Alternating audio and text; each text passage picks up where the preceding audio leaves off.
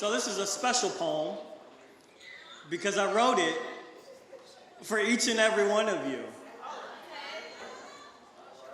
I know it sounds a little crazy because some of y'all looking at me like, I don't know who you are, right? And they're like, okay, for everyone I haven't met before today, I understand this may be a little incredulous, but believe me, when I say that it's true that I knew that of all the infinite number of choices in life leading up to this moment were made so that you could take my 2 cents as penance, a toll for knowledge faring down hearing canals, your ears, my mouth wide open as the stars that I once dreamed upon. So not to sit there, contemplating complacency, content to sightsee in this life or dream drearily as to what might be in this life, realize the change will come fast as cool molasses, but slow as a heart attack. Regardless, the path straight as never narrow shall open your heart wide to possibilities because someone is dying for an eternity just to live in a moment. I've been there, staring death in the elbow, the hardest joint of a skeleton, least sensitive of nerve endings, standing nervous at the beginning of our new relationship with no fear, no feelings, no remorse, just scraping compassion from my inside so I can clothe her naked ribcage, wrapping my flesh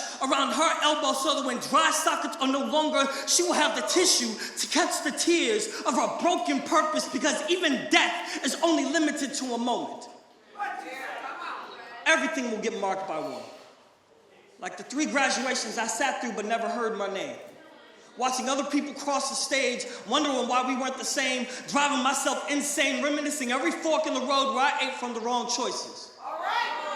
When I should have stayed at home but went out listening to those voices, how I got evicted on a Sunday. Credit cards called Monday, Tuesday, wish I wasn't even alive, and then by Thursday, I lost the love of my life. You see, I thought I found the love of a wife, but discovered I was only married to a 5-year moment. That same week, I was walking through a rainstorm with the cell phone, got struck by lightning. Electricity was shooting out of my fingers, freezing my hands across the face of time, watching my whole life unwind. But now I've been struck by writing joints and taking escapes out of arthritic prisons. So please, believe that you and I were meant to be together in this moment. Your ears, my mouth together in this moment. Your life determination, don't give up in this moment because everything that you have, you can always lose in a moment. We've all been there. At least I know I have, searching for the answers, wondering why, wondering if these nights would stop passing us by, if we could just wish on falling stars, not realizing that angels' wings are as broken as the spirits that are trying to mend them. So from the city that never sleeps to the countryside dreams, counting sheep, that's where I found my answer in Grizzly Adams wearing a t-shirt and khaki shorts, his breath still reeking of change, turned into fermented hope, smile wider than his arms outstretched across an envy-stained on the couch, interviewed by a smug young host saying, well, Moses had a bid, Nostradamus had a bid, Grizzly Adams, you have a bid, you must be a prophet, tell me, when's the world going to end? Gathering his response while slowly stroking follicles of wisdom lips, dancing with tobacco-stained teeth, voice surging from pride-swollen lungs, responding at a nightly show at Revolution's Cafe. I heard a revelation when he said, you talking about for you? Or for me, son? Because my world started a long time ago. And no matter how we got here, what we do, or when we leave, in the eyes of the universe, you and I are nothing but a moment.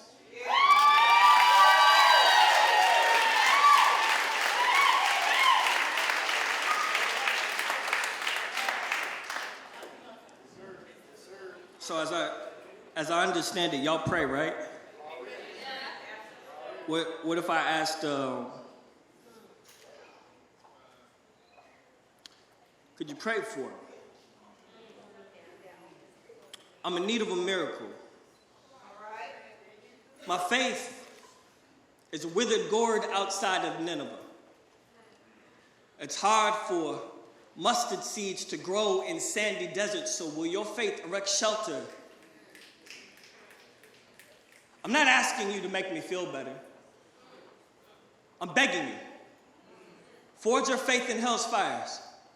Belt your prayers in God's direction on my behalf. I need your intercessions to soften his concrete, waterproof heart in ways that my late night tears have been unable. Or is this soapbox of a stage that I stand on not close enough to heaven to make a difference? Was I forgotten after your meal's blessing? Did you confuse my pain for sneezing when you habitually said, God bless you? Did you mistake this as small talk? Like we were talking about an election, as if one vote wouldn't matter to the Most High. Shame from the grime of the dirt you did, claiming cleanliness as next to godliness, forgetting that we have all fallen short. But iron sharpens iron, so you keep me from rusting under these neglected tears. Can I trust you enough not to give up on me, not to look back, oh pillar of salt? Do you have enough faith to repeat a rosary, enough guilt to ring roses to a funeral? Understand your words are the life and death in the direction of your tongue. Do you understand the power of conviction, strength in numbers, join ranks in arms? I need prayer warriors to do battle, grab your beads for strength, kneel 5 times to the east, fast for a breakthrough, slow down so you can listen. Do you hear God speaking? Do you hear what I'm asking? Are both voices lost on the whirlwinds of confusion and doubt? I'm not asking you to make me feel better. It's just that right now talking to you is easier than praying to God.